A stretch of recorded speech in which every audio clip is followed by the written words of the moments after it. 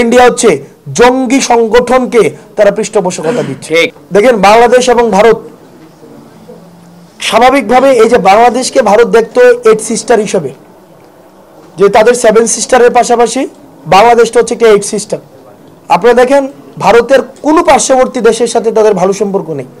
তারা মালদ্বীপ থেকে উৎখাত হয়েছে, তারা শ্রীলঙ্কা থেকে উৎখাত হয়েছে, তারা হচ্ছে ভুটান থেকে উৎখাত হয়েছে, নেপাল থেকে উৎখাত হয়েছে, এবং তারা আমার মনে হয় 71 পরবর্তীতে বা 66 পরবর্তীতে সবচেয়ে বড় ভারতের যদি কোনো ফেইলিয়ার হয়ে থাকে সেটা হচ্ছে 24-এ বাংলাদেশ থেকে উৎখাত হওয়া। ভারতকে আমরা বারবার বলছি, তারা যদি মনে করে থাকে তো ভারতের সমস্যাটা কোথায়? ভারতের সমস্যাটা বিষয়টা এমন না আমাদের তাদের সাথে কোনো ধর্মীয় কোনো ধরনের ক্লাশ রয়েছে।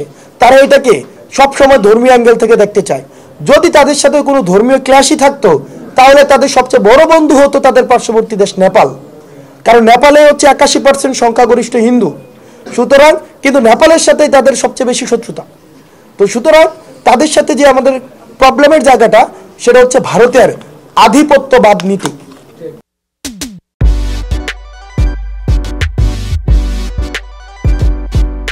ভারত মনে করে থাকে তাদের আধিপত্যের যে আগ্রাসনের দৃষ্টিতে তারা বাংলাদেশকে দেখতে চায়, সেই জায়গাটিতে আমরা দেখেছি যে আওয়ামী লীগের নীল ডাউন ডিপ্লোমেসি, নতজানু ডিপ্লোমেসি, হাঁটু করে বসা ডিপ্লোমেসি, অর্থাৎ তার ক্ষমতায় থাকার জন্য, বঙ্গভবনে গণভবনে থাকার জন্য বাংলাদেশকে যদি প্রয়োজন হতো বিক্রি করে দিয়েও হাসিনা এই দিল্লির শাসনকে সে মেনে নিত।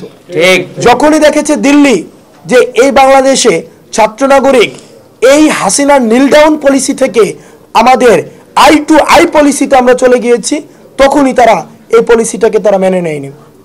এখন ভারত যতই চেষ্টা করুক না কেন তার ভারতের আধিপত্য আগ্রাসনকে আমরা হচ্ছে ওয়েলকাম জানাবো, সেটা সেই চিন্তা থেকে তার বের হয়ে আসতে হবে।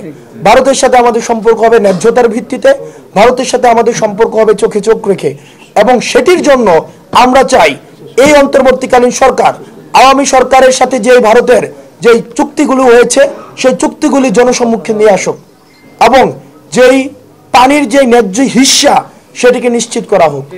এবং আমরা চাই ভারতের সাথে আমাদের রাষ্ট্রের সাথে রাষ্ট্রের সম্পর্ক হোক, জনগণের সাথে জনগণের সম্পর্ক হোক। ভারতের সাথে আওয়ামী লীগের সম্পর্ক যেটি এতদিন চলে আসছে সেটিকে আমাদের অতীত করতে হবে। শেখ হাসিনা অবশ্যই বাংলাদেশে আসবে, তবে বিচারের জন্য আসবে। গণহত্যার যে কাঠগড়ায় তাকে দাঁড়াতে হবে, তার বিচার নিশ্চিত করার জন্য হাসিনাকে অবশ্যই ফিরতে হবে, এবং তারা যদি হাসিনাকে ফেরত না দেয় তাহলে আমরা ধরে নিব ভারত হচ্ছে, ইন্ডিয়া হচ্ছে জঙ্গি সংগঠনকে তারা পৃষ্ঠপোষকতা দিচ্ছে। ধন্যবাদ সবাইকে।